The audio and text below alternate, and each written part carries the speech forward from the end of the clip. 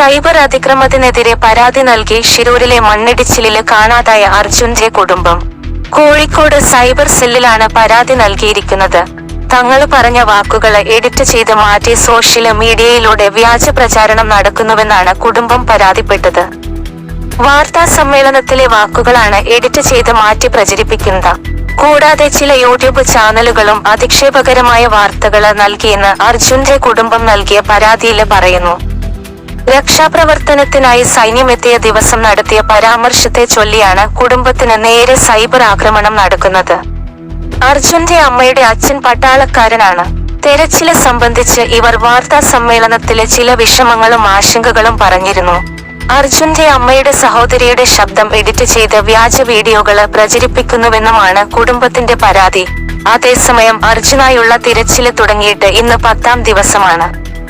ഗംഗാവലി പുഴയുടെ അടിത്തട്ടില് കണ്ടെത്തിയ ലോറിയിൽ അർജുൻ ഉണ്ടോ എന്ന് സ്ഥിരീകരിക്കാനുള്ള ശ്രമങ്ങൾക്കാണ് പ്രഥമ പരിഗണന നൽകുന്നത്. റിട്ടയേർഡ് മേജർ ജനറൽ ഇന്ദ്രപാല് നമ്പ്യാരുടെ നേതൃത്വത്തില് IBOD ഉപയോഗിച്ചുള്ള പരിശോധനയാണ് അർജുനെ കണ്ടെത്താനായി നടത്തുക. പിന്നീടായിരിക്കും ട്രക്ക് പുറത്തേക്കെടുക്കുക. കരയിൽ നിന്ന് 20 മീറ്റർ അകലെ നദിയില് 15 മീറ്റർ താഴ്ചയിലാണ് ട്രക്ക് ഉള്ളതെന്നാണ് റിപ്പോർട്ട്. എന്നാൽ രക്ഷാപ്രവർത്തനത്തിന് കനത്ത വെല്ലുവിളിയാകുകയാണ് പ്രദേശത്ത് പെയ്യുന്ന കനത്ത മഴ. ഗംഗാവലി പുഴയില് നീരൊഴുക്ക് ശക്തമാണ്.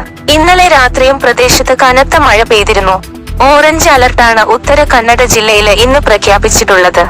ഇന്നലത്തേതുപോലെ ശക്തമായ മഴ ഇന്നും തുടർന്നാല് തെരച്ചില് ദൗത്യം ദുഷ്കരമാകും.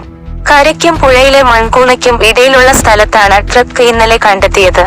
കനത്ത മഴക്കൊപ്പം കാറ്റുകൂടി എത്തിയതോടെ ഇന്നലെ തിരച്ചിലും മണ്ണ് നീക്കലും നിർത്തിവച്ചിരുന്നു.